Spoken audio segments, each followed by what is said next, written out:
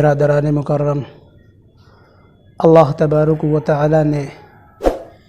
یہ فرصت کی گھڑی جو ہم سب کو عنایت فرمائی ہے، ان لمحات کے اندر کیوں نہ ہم اللہ کے پیارے محبوب جناب محمد الرسول اللہ صلی اللہ علیہ وسلم کی شریعت کو اپنی زندگی کے اندر داخل کر کے معلومات کو بڑھا کر کے اپنی زندگی کو آخرت کے اعتبار سے سنوار سکیں۔ تو یہ بڑی شادمانی کا موقع ہے کہ ایسے موقع میں جب کہ خصوصی ایام چل رہے ہیں، ان ایام کے اندر کچھ مخصوص عبادتیں ہیں، کچھ مخصوص واقعات ہیں، کچھ مخصوص حالات سے ہم سب گزر رہے ہیں، اور ان حالاتوں کے اندر ہمیں آپ صلی اللہ علیہ وسلم کی شریعت جو ہم تک پہنچائی ہے اللہ کی، تو ہم اپنے محبوب جناب محمد الرسول اللہ صلی اللہ علیہ وسلم کے اپنا نمونہ بنا کر کے ان کے واقعات کو، ان کے طریقے کو، ان کے قول کو، ان کے فعل کو اپنی زندگی کے اندر داخل فرمائیں، تو یہ ہمارے لیے سب سے بڑی خوشی کا موقع ہوگا۔ چنانچہ جیسا کہ سبھی کو معلوم ہے کہ یہ یوم عاشورہ یعنی محرم الحرام کے ایام گزر رہے ہیں، ایسے وقت میں جب کہ ہر طرف سے ایک شور ہے، ایک واویلا ہے، ہر طرف سے ایک ڈھول، تاشے، تماشے، علم، تعزیے وغیرہ کا شور محسوس ہوتا ہے، تو ہمارے اور آپ کے لیے ایسے دور میں ضروری ہو جاتا ہے، کیا یہ شریعت کا جز ہے؟ کیا محرم منانا، کیا تعزیے رکھنا، تعزیے لگانا، تعزیے کو گھمانا، علم کو ادھر ادھر گھمانا، اور محرم کے مہینے میں اور محرم کے ان مخصوص ایام میں جو شروع کے 10 دن ہوتے ہیں، کیا ان ایام کے اندر سبیل کا لگانا، حلیم کا پکانا، لوگوں کو کھلانا، جبکہ ہمیں اس بات کا اچھی طرح علم ہے کہ جن لوگوں کو ہم کھلاتے ہیں یا جن لوگوں میں ہم اس چیز کو تقسیم کرتے ہیں، کھلے عام وہ شریعت کی دھجیاں اڑا رہے ہیں۔ ایسے وقت میں ان تعزیوں کا معاملہ، علم کا معاملہ، حلیم اور دلیم کا معاملہ اور سبیلوں کا لگانا ہمارے لیے ضروری ہو جاتا ہے کہ ان کے مسائل سے ہم وابستہ ہوں، ان کے مسائل سے ہم واقف ہوں، کیا یہ لگانا صحیح ہے یا نہیں صحیح ہے۔ چنانچہ بہت سے بیانات آپ نے سنے ہوں گے، بہت سے واقعات آپ نے سنے ہوں گے، جن کے اندر طرح طرح سے اس بات کو سمجھایا گیا ہے کہ یہ صحیح ہے یا نہیں صحیح ہے۔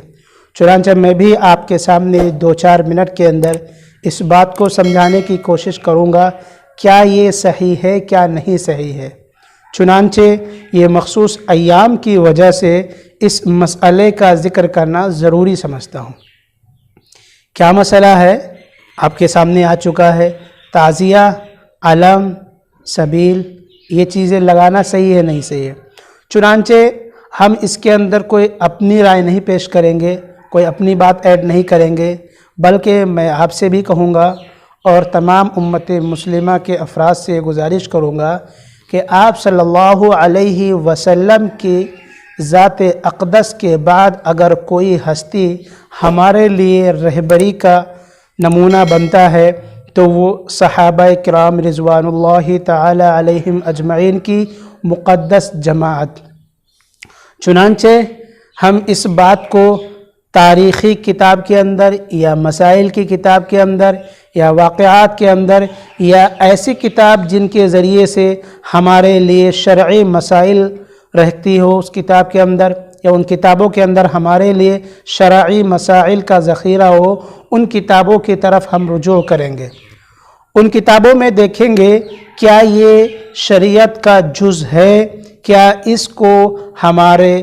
بزرگوں نے، اسلاف نے، اولیاء نے، ولی اللہ نے، یا صحابہ کی جماعت نے، یا تابعین نے، یا انبیاء نے کبھی کسی وقت میں اگر ایسا واقعہ پیش آیا ہے تو کیا ایسا جلوس، ایسا مجسمہ، ایسا علم اور ایسی سبیلیں لگائی ہیں یا نہیں لگائی ہیں؟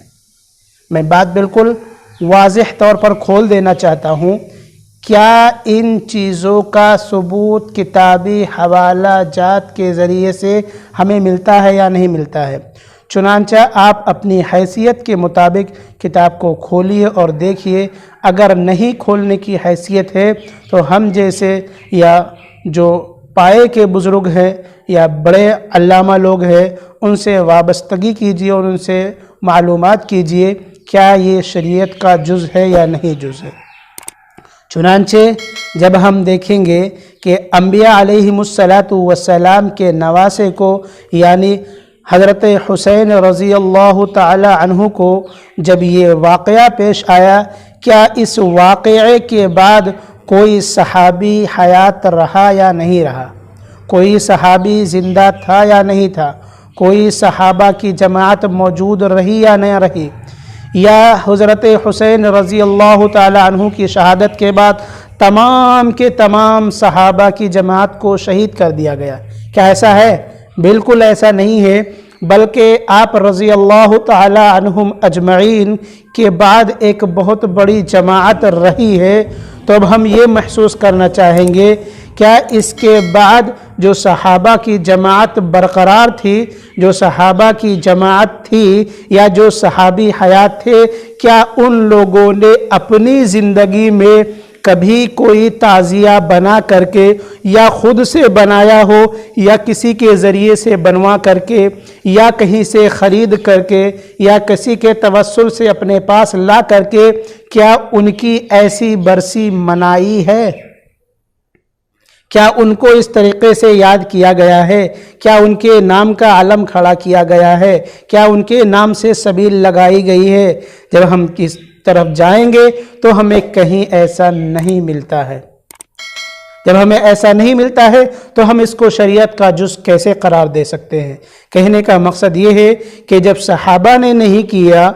تو صحابہ کے بعد جو زمانہ پایا گیا ان لوگوں نے نہیں کیا، اور ان کے بعد جو زمانہ پایا گیا ان لوگوں بھی نے نہیں کیا۔ بعد کے کچھ لوگ لبرل تھنکنگ رکھنے والے یا دوسری جماعت کے لوگوں نے خصوصاً سیدھے سادے مسلمانوں کو ادھر ادھر ولغرانے کی کوشش کی اور ان کو اپنے مقصد سے ہٹانے کی کوشش کی، تو اس کے اندر پھر یہ نئی نئی ایجادات شروع کر دی اور طرح طرح کی باتیں اس کے اندر شامل کر دی، جس کو شریعت بنا کر کے پیش کیا گیا۔ اس لیے یہ معصوم سی امت، معصوم سا فرقہ، یہ معصوم سی جماعت نے اس چیز کو قبول کر لیا اور اس کو شریعت کا جز ماننے لگا۔ چنانچہ یہ بات بالکل واضح ہے کہ یہ شریعت کا جز نہیں ہے، نہ یہ فرض کا درجہ رکھتا ہے، نہ یہ واجب کا درجہ رکھتا ہے، نہ یہ سنت کا درجہ رکھتا ہے، اور نہ ہی یہ مستحب کا درجہ رکھتا ہے۔ بلکہ ہمارا حال تو یہ ہو چکا ہے کہ اگر کوئی شخص ان امور میں سے کوئی بھی کام اگر انجام نہیں دیتا ہے تو اس کے اوپر طرح طرح سے فتوے لگائے جاتے ہیں کہ فلاں تو فلاں گروہ سے تعلق رکھتا ہے،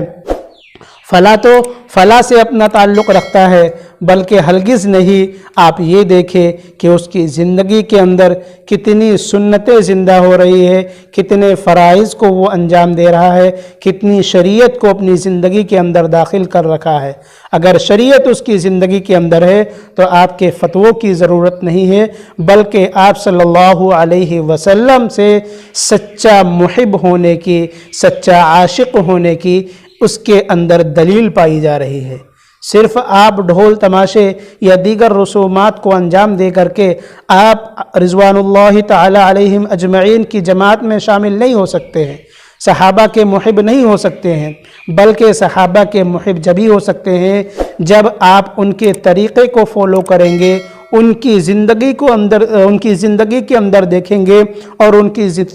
زندگی کو اپنانے کی کوشش کریں گے۔ جب اپنائیں گے تو بس صحیح طریقے سے آپ ان کے عاشق کہلائیں گے، اور جب آپ ان کے عاشق بن جائیں گے تب آپ کا ان کے ساتھ حشر ہوگا، یعنی صحابہ کے ساتھ حشر ہوگا۔ اگر ایسا نہیں کریں گے، طرح طرح کی نئی نئی ایجادات کریں گے، طرح طرح کے نئی نئی چیزوں کو اسلام کے اندر داخل کریں گے، تو پھر وہ چیز بالکل بھی شریعت کا جز نہیں بن سکتی ہے اور وہ ہدایت کا راستہ نہیں ہوگا۔ چنانچہ ان مخصوص ایام کے اندر جو عبادتیں پائی جاتی ہیں وہ یہ ہے کہ ان ایام کے اندر زیادہ سے زیادہ روزے رکھے جائے، خصوصاً 9 محرم الحرام اور اس کے بعد 10 محرم الحرام، یا کسی وجہ سے کوئی 9 کو نہیں رکھ سکتا ہے تو 10 کا رکھ لے، اس کے بعد 11 کا رکھ لے، اور اس کے بعد اپنے اہل و عیال کے اوپر وسعت کے ساتھ خرچ کرے، اپنے اہل و عیال کے اندر میانہ روی اختیار کرے، اور جو لوگ محتاج ہیں، ضرورت مند ہیں، ان لوگوں کا خیال کیا جائے۔ اس بات کو منع نہیں کیا جاتا ہے کہ شریعت محمدی کو ٹھکرایا جائے، بلکہ اس کے ذریعے سے پیغام یہ پہنچانا ہے کہ شریعت محمدی کو اپنے اندر لایا جائے اور شریعت محمدی کو اپنی زندگی کے اندر داخل کیا جائے۔ یہی سچے عاشق ہونے کی دلیل ہے اور یہی سچے حسینی ہونے کی دلیل ہے۔ امید ہے کہ آپ کو آج یہ مسئلہ سمجھ میں آ گیا ہوگا کہ محرم کے مہینے میں جو یہ نئی نئی چیزیں ایجادات ہو رہی ہیں، ان کا تعلق کس سے ہے؟ کیا صحابہ سے ہے یا دوسری جماعتوں سے ہے؟ کیا انبیاء کی جماعت میں سے ہے یا دوسرے کی جماعت میں سے ہے؟ کیا سلف کی جماعت میں سے ہے یا دوسروں کی جماعت میں سے ہے؟ غرض کے کہنے کا مقصد یہ ہے کہ آپ اس کو شریعت کا جز اگر سمجھتے تھے تو آج آپ اس غلط فہمی کو دور کر دیجئے، یہ شریعت کا جز بالکل نہیں ہے۔ اللہ تبارک و تعالی ہم سب کو اس بات کو اپنی عقل کے اندر اور دل کے اندر بٹھانے کی توفیق عطا فرمائے کہ اللہ تبارک و تعالی ہم سب کو شریعت محمدی کے مطابق زندگی گزارنے کی توفیق عطا فرمائے۔